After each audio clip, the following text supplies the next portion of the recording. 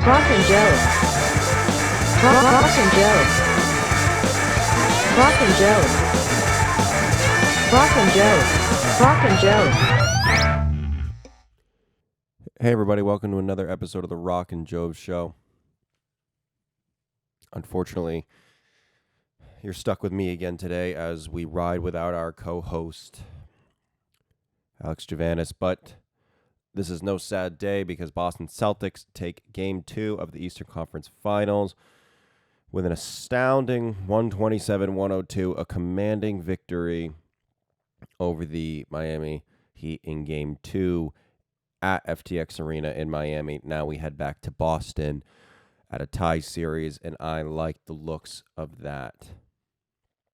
I'll just dive into the game a little bit here, and we'll look forward to the next Game 3, which will be Saturday. I mean, this was a great game. Top to bottom, it was the exact performance that we absolutely needed. Kind of really commanding a lead the entire game. So in a very consistent game, actually, it's kind of funny looking at this box score. I mean, this game was really won in the first half, honestly, because at the end of the first half, Tatum had 20, Brown had 15, to the Heat's Jimmy Butler only having 13 as their highest scorer. So we really kind of buried them. That we outscored them 35-24 in the first quarter and 35-21 in the second quarter. So that's what I'm talking about, consistency. Having 35 in a quarter is pretty good, and then to be able to repeat it is great. Came out in the third quarter a little slow, and this is what I was worried about. The Heat are actually one of the best third quarter performers in the league. I'm pretty sure by the statistics. So I was kind of worried about that. And historically, the Celtics kind of usually leave it up to the other team in the third quarter. So we only had 26 in that quarter, but luckily we held them to 26 as well. So we tied the third quarter there. Good performance by Marcus Smart, 11 points. He honestly had a really bad game, but luckily he came alive in this third quarter to kind of give us a boost. Jaylen Brown had 2 and Tatum had 7.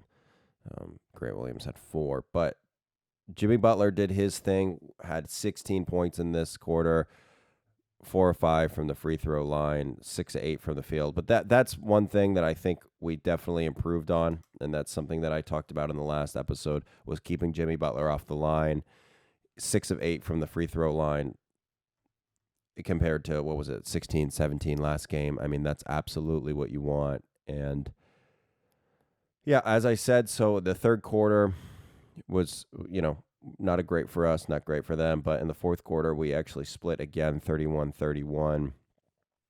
At this point, the game was over. I think we were up by God knows how much at points.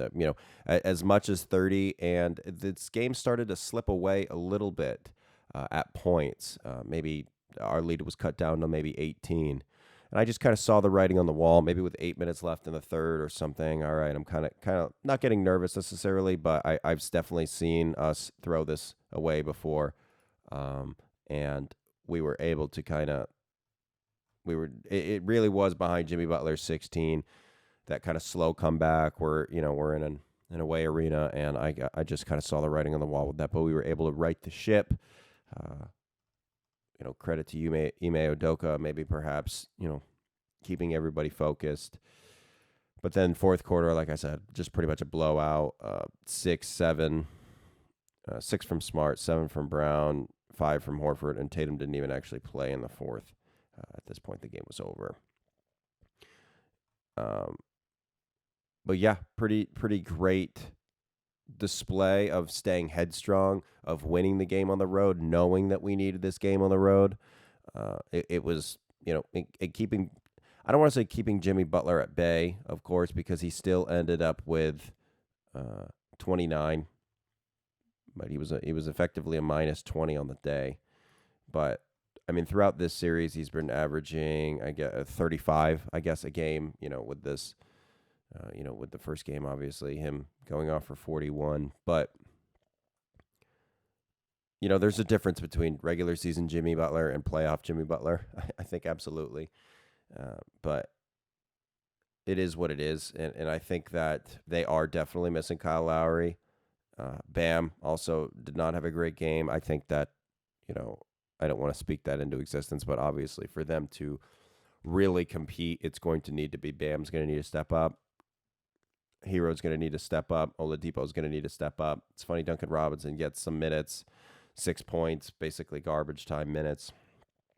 He's got a big $20 million contract. PJ Tucker leaves this game with a knee contusion. I don't really know what his status is. We'll have to see. But Boston Celtics scored an offensive rating of 135 for this game to the Miami Heat's 108. So, it was just a pretty convincing game the entire time. Miami Heat had a turnover percentage of 12.8. Well, Celtics only had an 8% turnover rate. So, just a pretty convincing. Tatum got to the line 7 times, hit all 7. 3 from Smart, 2 from Brown. So that was something that we had a problem with. Grant Williams getting to the line 8 times. That was something we troubled with last game, was kind of just leaving some points on the board. But Marcus Smart actually finished with a plus 31 on the game. Grant Williams with a plus 37 and Pritchard with a plus 39. So if you want to talk about the bench kind of having that impact, and that was in 32 minutes, 40 minutes, and 23 minutes respectively. So if you want to talk about the bench stepping up in a big way, that's absolutely it right there. And obviously this game was a blowout pretty much the entire time, at least in that second half. But again, that was just the ability to stay consistent. Grant Williams, 2 of 2 from downtown.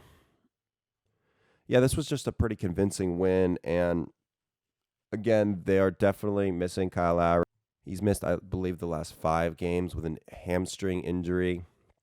I don't know, must be pretty nasty if he's out of the Eastern Conference Finals with something like that. I think that this was a great game, and I want to say, obviously, that the Heat did not have a great game, so you have to anticipate kind of the opposite. I do think that the Heat are going to have a better game next game, but I think that this kind of blowout absolutely demonstrates that we have the potential to definitely win the series, and I believe that we should. I think as long as Kyle Lowry is out, it is a must-win game. Because they're just, they're missing one of their best players. This is a really deep team. Duncan Robinson really doesn't get a lot of playing time. I'm not sure why. He went 0-4 from 3 in this game, but he's kind of like a flamethrower. A lot of this was them playing behind and just kind of chucking up shots, but they went 10 of 34 from 3 as compared to our 20 of 40. So. About that, about 30% from 3 versus our, 50% from 3. So to shoot 500 from 3 in the game, I will absolutely take, especially when you're taking 40 of them. Obviously, having Al back, it was huge for us, and having a mostly healthy Time Lord and having Smart back, we really kind of felt that momentum. Again, like I said, Smart had a slow start to the game, going 1 of 5 from the first quarter, 1 of 6 in the second quarter, but then turning it around in the last 2 periods was obviously pretty crucial. Horford having him back, just to kind of facilitate things, just to kind of have him in the paint, just to be a presence. 10 points from him. 3 assists, 3 rebounds. Not a great stat night, but honestly, I'm just happy with him playing basketball whenever he can. Duncan Robinson, like I said before, he had 27 points in game 1 and then fell out of the rotation effectively. Didn't actually play. And so that's kind of bizarre that they're doing that. I'm happy about it. But looking forward to game 3, what I think we need to do, what I think needs to happen is just I really honestly want to say continue to play the way we're doing. It worries me to take that many threes because I feel like, half these threes, obviously aren't going to go in. So to take threes, to try to get ahead that way is tough. We've proved to be a white hot shooting team when we're on. But, live by the 3, die by the 3. I just want to make sure that we're hitting them if we're taking them, unless it's just not chuck up stupid shots. I think that, obviously Derek White will be back next game. He missed game 2 because of the birth of his son, but, which is an understandable reason if you're a beta. But I think that having his scoring off the bench is absolutely going to help us over this game. And we just need Grant Williams to continue to be Grant Williams. I mean, 19 from him, 2 of 2 from deep, and 5 of 7 from the field, along with 8 free throws. I mean, he's kind of taking this Bam Adebayo matchup quite seriously, and I really respect it. Bam had 3 fouls. Jimmy ended up with 3 fouls. I mean, that's what you got to do. You got to get to the line. You got to put him in a bad position. And just make them earn those points, So yeah, I want to say continue to box up Jimmy Butler, make somebody else for them step up. If Bam is going to go off for 20 or 30, if Duncan Robinson is actually going to show up to play, Tyler Hero, any of these guys. I mean, they have guys that can play basketball, so that worries me. But let's make some of those guys step up. I mean, we have, as long as we continue to do our best on Jimmy Butler and make somebody else kind of play the game, then I really like it. I think if every game, like I said before, every game that Kyle Lowry is not playing is a must win. We have to accumulate these wins before he gets in to play, and I don't know when that will be. Hamstring injury. I mean, he could be close to coming back, but it's just essential. And not that I don't think that we can beat them with Kyle Lowry. He doesn't. That's not the case. I just think that it's just important to get these wins out of the way now. So let's win Game 3 in Boston and take a 2-1 lead. I like it. I mean, we have a potential to go back to Miami up 3-1, trying to close it out. I mean, that's a potential. I mean, we could obviously be tied, but I like our chances here for Game 3. So let's make it happen. Thanks for listening. If you made it this far, we will have a reaction, maybe with Al, maybe not. He's been quite elusive lately, but he's a busy guy. So thanks for listening, and go green. Rock and Joe. Rock and Joe. Rock and Joe. Rock and Joe. Rock and Joe.